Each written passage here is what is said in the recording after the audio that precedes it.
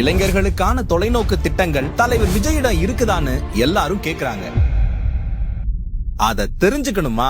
இந்த வீடியோவை பாருங்க. கடுமையான சட்டங்கள், பள்ளி கல்லூரிகள்ல போதைப் பொருள் எதிர்ப்பு மன்றங்கள் மூலமா தமிழ்நாட்டை போதைப் பொருள் இல்லாத மாநிலமா மாத்த போறாங்க. +2ல இருந்து PhD வரைக்கும் காசு இல்லன்னு யாரும் படிப்பை நிறுத்த கூடாதுன்னு 20 லட்சம் ரூபாய் வரைக்கும் கல்வி உத்தரவாதம் திட்டம் மூலமா ஃப்ரீ லோன் கொடுக்கறாங்க.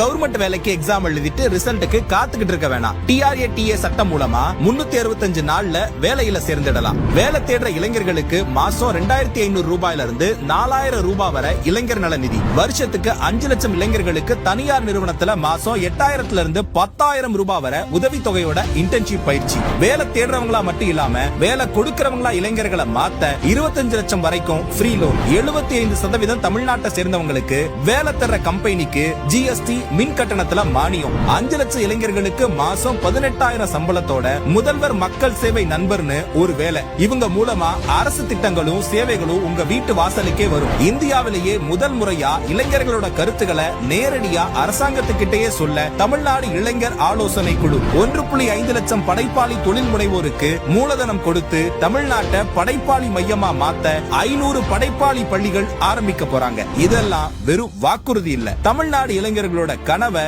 நிஜமா மாத்த போற தலைவரின் லட்சிய பாதை.